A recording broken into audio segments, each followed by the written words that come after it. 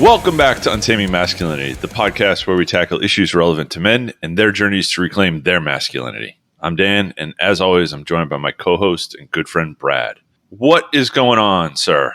Not much, man. I was telling you this the other day, but we were set to record on Saturday morning, and it didn't happen because my little man, who's almost 5, learned how to ride his bike. He's awesome. He's an absolute slayer. But Friday night came along, and he thought a car was coming, so he overcorrected and took it on the chin right on the blacktop. Got himself some stitches. Here's the thing about that kid. This is how tough and resilient that little boy is. The next day at a soccer game, 30 seconds into this is his first soccer game he's ever played, gets knocked over by some other kid.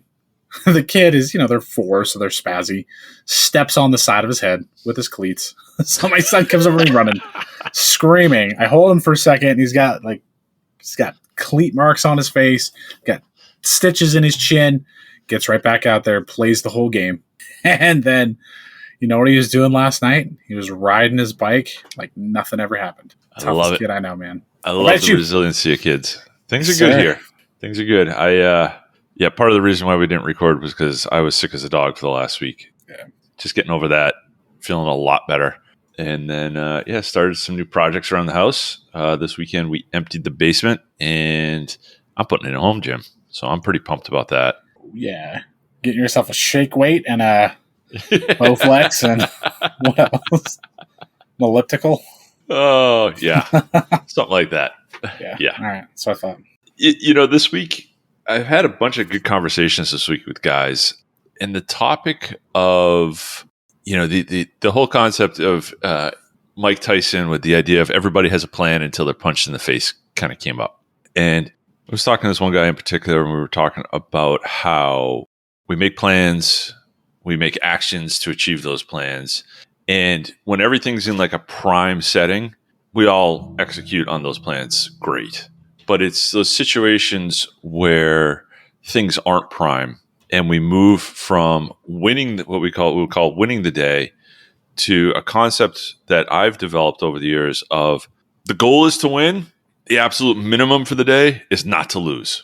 And there's a whole gray area in between winning and not losing that I really want to kind of explore. But just to give a little more background, we were talking about developing like more of like a something is better than nothing mentality, meaning that the goal is always to perform the primary tactic, the primary objective, to do that thing that moves the needle forward. But if that can't happen, then you got to do something that moves the needle forward. And that's better than taking the complete loss. And for the longest time, I can tell you that I felt that doing anything but that main thing was a loss. Until at some point, I had somebody point out to me and really kind of kick my ass and tell me that it's not about winning. He said the goal, this guy said the goal is to win, but the absolute minimum is just not to lose. And that was a huge kind of mindset shift for me. I'll read that again. The goal is to win, but the absolute minimum is to just not lose. So I want to kind of talk about that and kind of get your thoughts on it and go from there. Man, this is a great topic. It's something I think about a lot because here's the tendency of most guys, and me being chief among them, is in order to quote unquote win, your circumstances have to be perfect. Like you get up in the morning, you feel awesome. So because you feel awesome, you take your pre-workout, you go to the gym, you go downstairs and work out, you smash your workout. Yeah, I won. I got victory. That's it. I did it. But the truth of the matter is, how often do those days happen? They're not that often. Most of the time we find ourselves dragging ourselves out of bed, kind of shuffling to get ready. You go to the gym, that workout it's not 100%. You're not on your A game. You're not setting PRs. You're simply getting by. And that's the story of life, is how often is it that when situation is not perfect, when our circumstances are not ideal, that it's almost as if we discredit our efforts in those moments, as if we're something short of victory because we didn't have our A game, because we didn't achieve everything that we set out to do. Mm-hmm. You think of everything you've taken on in your life, all these big plans, these big hairy-ass goals that we have. How often do we absolutely, completely knock those out of the park? Not all that often, to be honest. Sometimes we do. You feel pretty great and you revel in that. But most of the time, I would argue probably 90% of the time, we're in some gray area where between we either don't have it at all or we kind of have it. And executing in those moments, while not ideal and while not giving you that euphoric victory that you're seeking, that's the shit that moves the needle. That's the stuff that trudges you forward and actually gives you results. Yeah.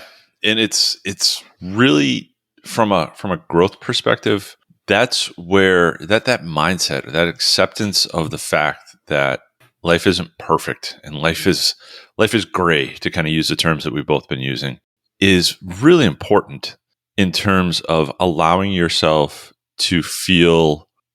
The word vindicated keeps coming to mind, but that's not really where I'm going. It's the understanding that the world is gray and accepting that allows you to do the best you can today and shoot for perfection again tomorrow. Whereas a lot of times, I'm sure that you had similar situations, one loss in one spot turns into a fuck it for the day, which turns into a downward spiral for the next day, which turns into a bad week, which turns into a bad month. And all of a sudden, 3 months later, I'm sitting on the couch eating a bag of Cheetos with 20 extra pounds around my waist. It's amazing how we strive to be perfect at the expense of improvement. So not losing the day, to me, is so important. Not losing momentum, not losing a modicum of improvement, not losing some semblance of progression in whatever I'm doing is so critical to forward progress that it's really something you got to dig into and grasp onto. Because perfection, like you said before, it's not going to happen every day. And more often than not, it's not going to happen. But you can get close to it. You can get some percentage of it, and you can move that needle forward. How many times have we as men, set out, we're focused on let's just take health, for example, to begin with. It's the easy one, right? I've been very focused on trying to dial in my calories, dial in my nutrition. Mm-hmm. It's been my ongoing elephant in the room for a long time. It's something that I have not controlled to the level that I need to control it. And here's part of my problem with it, if I'm going to be honest, is, I'll be eating really clean. I'll be doing really well. And then something will come up, a stressor. I'll look at like a bag of chips sitting in the pantry, or, oh man, I could get ice cream, whatever it is. Like I've also realized that recently one of my vices is peanut butter M&Ms. Oh. I can't just eat one peanut butter M&M, right? I'm like, I could just eat two. I've got enough caloric bandwidth to eat two. It doesn't happen. I eat two, that becomes 10, that becomes 20, that becomes 50. This literally happens to me regularly. And next thing I know, I look back and said, well, I just ate 50 peanut butter M&Ms. That's probably 600 calories. I ruined my day. I lost the day. I'm just going to keep going. So out comes a bag of chips, maybe a little bit of ice cream. And next thing I know, that day that was at 7 p.m., 2,700 calories. I'm feeling really good. I got my protein in. Becomes 4,000 calories because I had 1,300 calories of junk. Because I let go of the rope. How many of us have had days where you just don't have it? You get in a fight with your wife. You're arguing. Things aren't going well. You get stressed. You get frustrated. So rather than make amends, make restitution, and just stop what you're doing and say, like, look, we're not in sync today. You go to bed. You go to bed upset. You take out your phone. You watch porn. You lose that day when you do that. You lose more than that day when you do that. But how often do these scenarios literally play out in our lives? This isn't something that's a once in a blue moon thing. It's something that happens regularly to a lot of guys. You allow yourself to lose. There's something in you that said, well, I let go of the rope. I'm just going to go all the way off. And you look back at that and you feel shame. You feel disappointment. And then you get in your head of like, I'm going to do better tomorrow. What happens when those stressors hit the next day? Yeah. Rinse and repeat. You're right back in that same boat. I equate this a lot to like in sports, like a pitcher or a goalie, right? You give up a home run, you give up a goal. The bad ones, they dwell on that moment, right, of failure or of loss. The good ones are able to shove that away. We've lost the perfect game, but I'm going to win from here on in. It's that same idea of being able to go out and take those different things and put them into different buckets and separate them and allow them to not have an effect on each other, right? The home run that you gave up, the goal that you gave up, has no effect on the next pitch that you throw or the next shot that somebody takes against you. You have to be able to separate those things. Say, yep, I lost, but that doesn't affect the rest of it, and move forward. Yeah, man. How many times have you seen a pitcher take a no-hitter into the 7th or 8th inning, not only give up a hit, they give up the loss because they allow 5 runs? They just melt down, yeah. I think of football, sticking with sports for a second. Do you remember the quarterback, Matt Schaub? Yeah. He set an NFL record for throwing, was it 5 or 6 straight pick sixes? Yeah. Like 5 or 6 straight games with a pick six. And it completely busted his confidence. He had a long career as a backup, but he never again was a starter in the NFL after that. Right. It's just, you allow that to snowball and you allow those losses to percolate. And next thing you know, you've gained 20 pounds. You worked hard in the gym and you're looking back and, I was 195 and now I'm 225. You look at your marriage and all of a sudden you've got a raging porn problem. You look at work and, that promotion that was potentially on the table, you piss that away and now you're just kind of stumbling around in mediocrity simply because that one loss became 2, became 10, became 20 because you simply chose to let go of the rope and spiral. Yep. And I guess the question, and this is a hard question to answer, but I'm going to ask it anyways. Why do you think we spiral? Why do you think we tell ourselves as men that, okay, I screwed up. I'm just going to keep screwing up until you hit rock bottom? Why does that happen? The simple answer is because there's a guy that we aspire to be. And if you are perfect in all of your actions, you're very close to, if not that person. But as soon as you fail at one thing, you no longer can achieve that. And guys have an all or nothing mentality. By failing, by having a loss or not moving the needle forward in a particular area, guys are going, well, I can't hit my own goal, so fuck it. I'm out of the game. Instead of going, well, 100 yards up the mountain is where I want to be. I can't get there, but I can get 50 yards.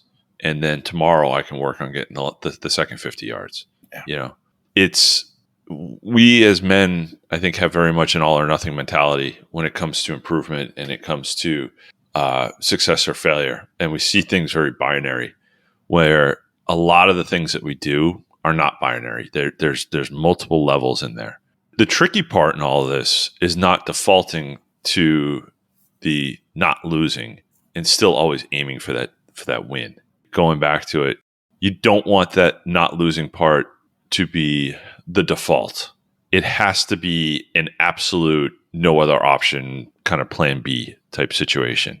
If it's a true situation, then that's acceptable. And for me, that has been probably the hardest part of this whole concept, is being real with myself and going, okay, here's where I'm at today.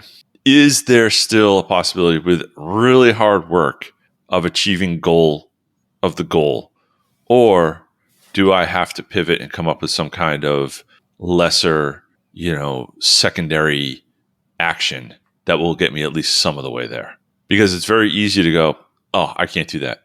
And guys will do that because it's too hard, not because it's completely impossible in the moment. You said something that's hard for a lot of men to grasp. You said pivot to a lesser goal. We've got these inflated egos, and we oftentimes don't set the freaking ego at the door. It's like, I hold myself to this standard, and if I don't hit that standard, I fail. And when you're setting yourself to an impossible standard, I'm gonna do something. I'm gonna talk about a guy that you and I know that's been in the Air Council with us, and he's a good guy. And I hope he understands that if he hears this and he knows I'm talking about him, that he accepts and acknowledges this. He's a good guy, but he has always struggled with weight, always. Mm-hmm. And his objective has always been, I'm going to do X. And for him, it was essentially like an 18-6 protocol for intermittent fasting with no junk food, no sweets, no added sugars. It's a very hard thing to do, especially for somebody who is overweight, who has a history of not eating well. It's a very, very extreme stretch goal. It's almost impossible. I tell them about my food struggles, but I'm in much better shape, and that seems horrifically daunting. And he consistently, quarter after quarter, week after week, struggled for this to take hold. Couldn't do it. Kept striving for this almost unobtainable goal and continually failed. So what would happen is he would get stressed out, he would binge eat, he'd kind of fall back into the same pattern, rinse and repeat. And he felt that the only option was this almost unattainable goal or objective. And he never moved the needle. Not once. Mm-hmm. Now, I've talked to him recently, and he's in a better place, and he's obviously changed that and made some realizations. But he spent 2.5 years shooting for the unattainable. And how many of us? This isn't just him. This is something I'm guilty of. This is something so many of us are guilty of. Yeah, absolutely. Here's the goal up here. Nothing is going to deviate. Like, nothing's going to take me off track from hitting that. Nothing. And then you look back, and 6 months have gone by, a year's gone by, and you're probably now further away from that objective than you are when you started, because you couldn't set your ego aside. You couldn't simply say, I recognize I can't do that. What's something that I can do and that I can dominate in and see success in? It comes back to the concept of atomic habits. If you read the book Atomic Habits, it talks a lot about the power of marginal gains. 1% better every day. 1% better every day doesn't sound sexy. Doesn't sound like this huge hairy-ass goal that I'm taking care of. But I'll tell you what, stacking together 1% gains every day over the course of the year, as James Clear talks about, results in a 37 times improvement over the course of that year from 1% every day. So it's a question you have to ask yourself is, am I shooting too high?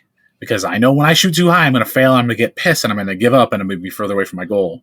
So can I set my ego at the freaking door, make goals that are achievable, attainable, and things that I can do, and then strive and push forward relentlessly to accomplish them? Yeah, that is really important for guys to hear, because it's tough. It's tough to check that ego. It's tough to sometimes admit that the best you can do right now is not what you need to be doing to achieve your goals. But if it's moving you towards that goal, then freaking do it. Like, if you've got a weight loss goal and it's something, huge, like, I don't know, I'm going to throw out like stupid numbers, like 100 pounds in 90 days, right? It's very David Goggins of you. Yeah. It's probably not going to happen, right? You can, and you're going to do that by intermittent fasting and running every day, and all these things. When you miss one day, you're done. It's not happening. But if you watch the calories and you go for a walk every day, even at a minimum, yeah, you're not going to hit that 100-pound weight loss, but I guarantee you after 90 days, you're going to see a big change. And it's just making sure that you are constantly moving towards the objective. A lot of the goals that we set for ourselves, and I think this is important for guys to hear, a lot of the goals that we set for ourselves are arbitrary, and so are the timelines. Is it really important for you to lose X number of pounds in X number of weeks? Probably not. That's a number that you put on it and a duration that you put on it, and you probably just stuck your finger in the wind and just kind of guesstimated a number. But is it important that you lose weight for your health long term? Yes, absolutely. So while the tactics that you need to meet that specific goal, you may not be hitting, if you're just doing something that moves you towards that goal, that is so much better than giving up on the day and saying, I'll try again tomorrow. If you get up, you roll out of bed, you drag yourself to the gym, you don't have it. You're feeling under the weather. You're feeling bad because you binge ate the night before, so your stomach hurts.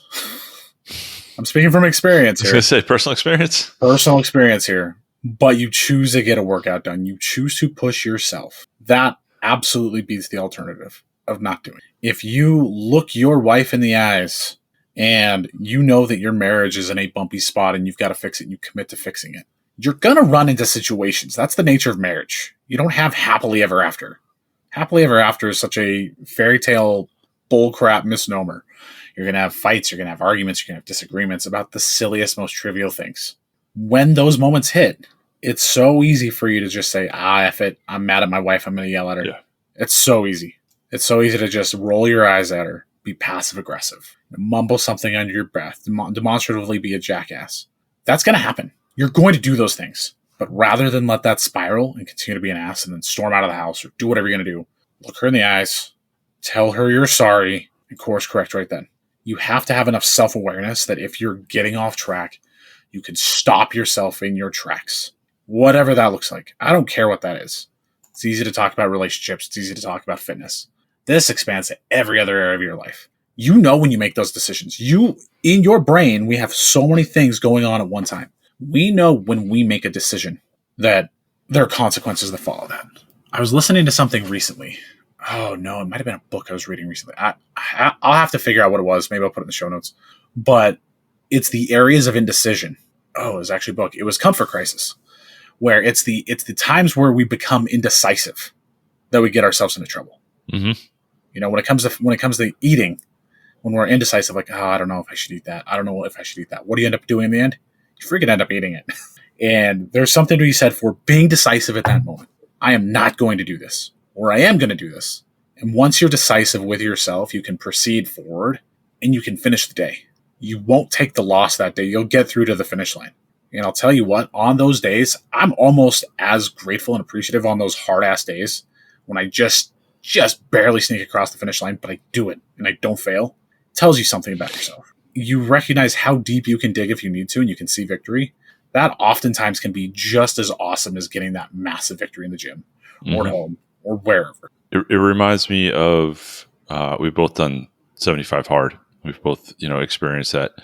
And it reminds me of those days where you just don't want to do it, right? You don't want to do the diet. You don't want to do the water. You don't want to do the picture. You don't want to do the workouts, but you do it. You just decide mentally that this is the time for me to buckle down and get it done. And it's probably not going to be the best workouts. It's probably not going to be, perfect. Nothing's going to be perfect, but you're going to get it done and you're going to move that needle forward and you're going to win the day overall.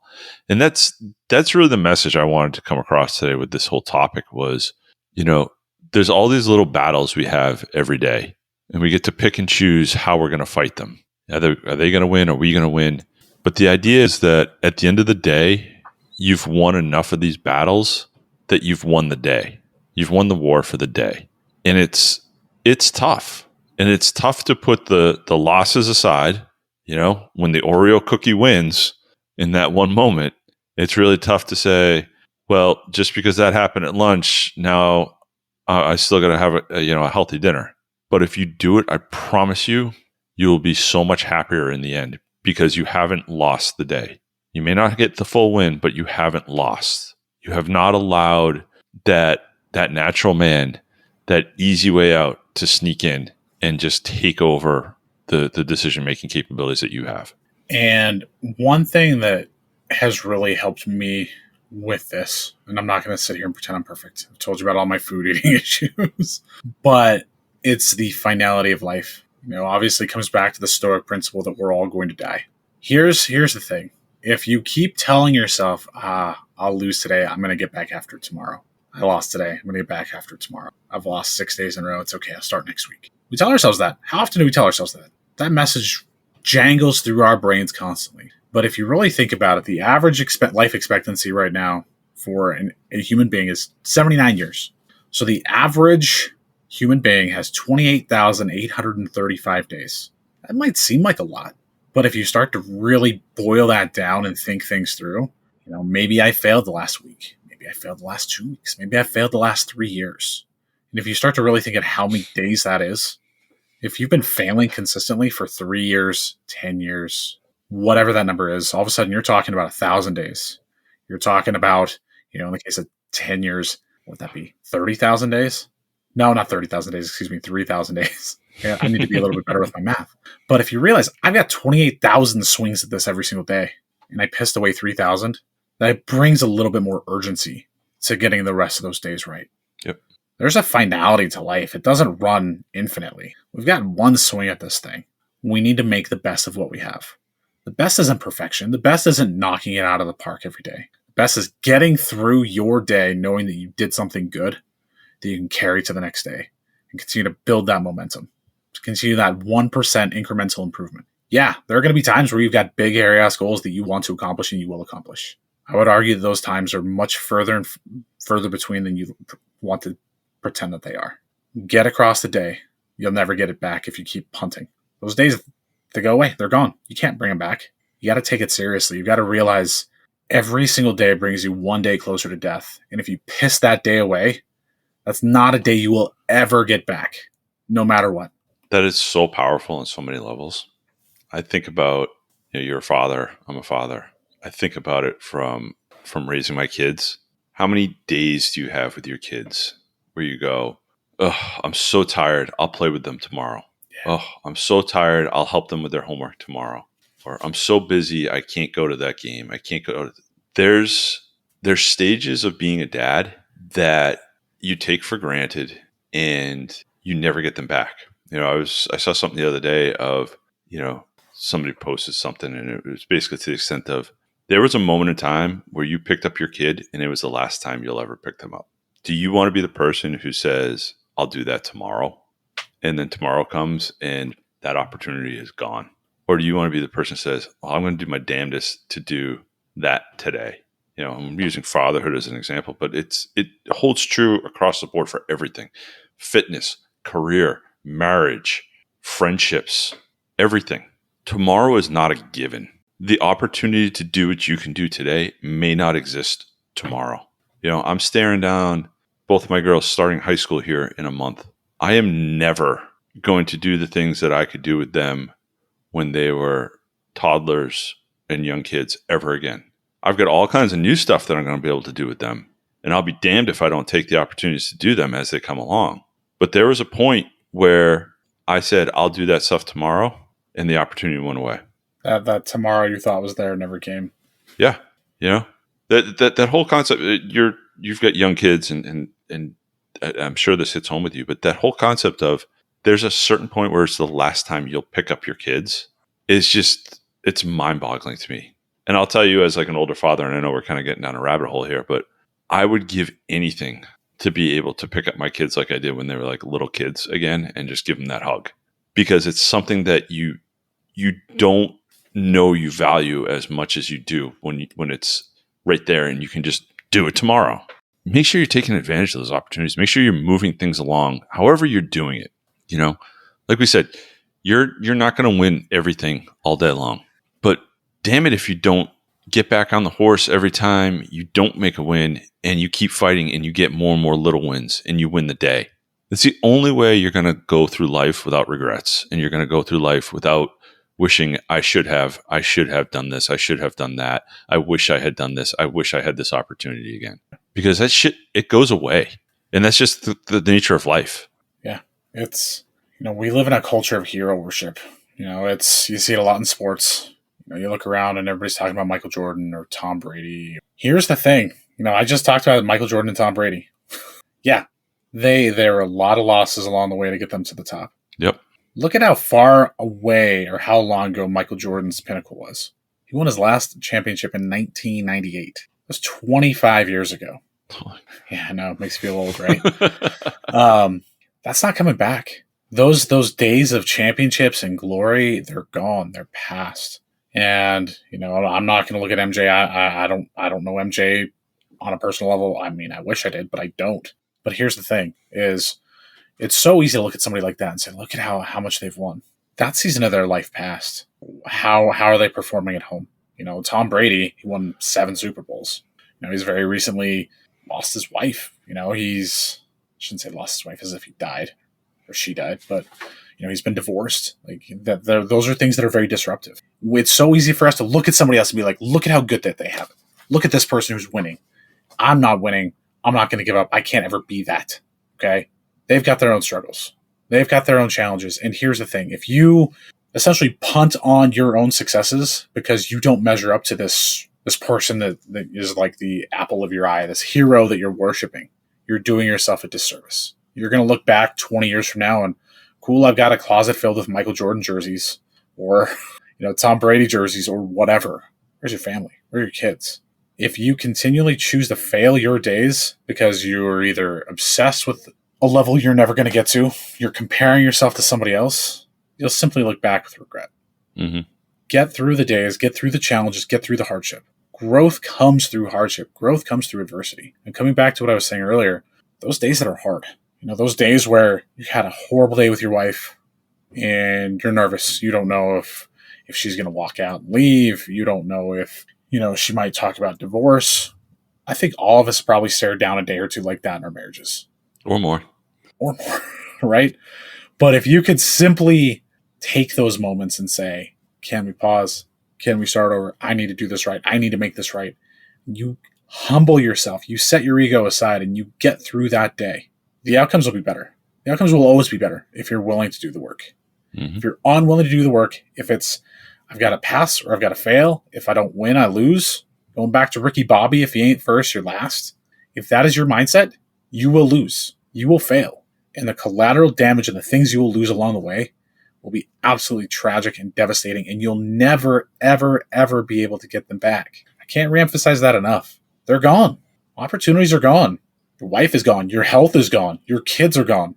That career you were after is gone. That business venture you thought was out there is gone. Those aren't coming back. Do everything you can to win the day so that you don't lose your future. And it's never too late. Yes. I don't care what anyone says. It is never too late to get started. Listen, your marriage is in shambles. It's never too late to start working on it. You may not be able to salvage it. There's a reality of the situation, but as a man, you are going to win for having tried, because you are going to be a better person in the end because of it. You did not give up. You kept fighting. There's honor in that, and there is value in that. So it's never too late to work on something. It's never too late to start losing weight. It's never too late to start learning more things to improve your career. It's never too late to resurrect that friendship that was, somebody screwed you over or you screwed them over and destroyed a great friendship. Those things are never too late to give it a shot. The outcome may not be what you eventually want it to be, but you will become a better man because you tried. So keep at it. Get those little wins. Move that needle forward. Do not lose the day. Do you ever see the movie Rocky Balboa? Yeah. I feel like everybody talks about this quote from Rocky Balboa where he's real fired up. He's talking to his son. I'm not going to read the whole thing, but there's a part that he mentions, and it's like, it ain't about how hard you hit. It's about how hard you can get hit and keep moving forward. Yep. Life's going to throw haymakers at you. Coming back to what Dan was talking about way at the beginning, we set out with these expectations that it's all sunshine and rainbows, that we're going to wake up and have the perfect day, that, our wives are making these delicious dinners and everything in our career is perfect, and, our car is always going to turn on exactly when we want it to. The reality is much different. The reality is life is going to kick us in the dick repeatedly. Circumstances are going to get in your way. Things are going to break. People are going to get hurt. Kids are going to end up having to go to the urgent care to get stitches. These things happen. They will always happen. And if you dwell on that, it's going to feel as if they never stop happening. Mm-hmm. The fact of the matter is, life's going to keep coming for you. It's never going to slow down. It's never going to feel sorry for you. But despite all of that, despite all the circumstances not being ideal, you've got to keep moving forward. You're going to take haymakers, nasty ones. Don't stop. Keep going.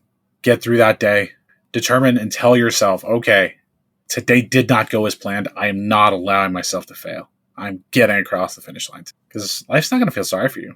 Nobody's going to feel sorry for you. If you seek sympathy, you're going to come out disappointed. It doesn't happen. Keep fighting. Well said, my friend. I think we'll end it on that. Fellas, thank you guys so much for listening.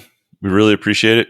We want to make sure that you're checking us out at untamingmasculinity.com. You'll find our show notes for this and all of our other episodes there, as well as links to our social media. Come check us out on Instagram, see what we're doing. Reach out to Brad and I. We definitely want to have conversations with you guys there. If you found value here, make sure you're giving us a rating and review on your podcast players. The ratings and the reviews is what helps spread the word to other men. And finally, make sure you're coming back next week for more great content. We've got some great topics lined up, as well as some guests that we're working on. So make sure you come back, checking us out. We really want to make sure that we are delivering for you guys. Until next week, we will leave you with just one question. What are you doing to untame your masculinity?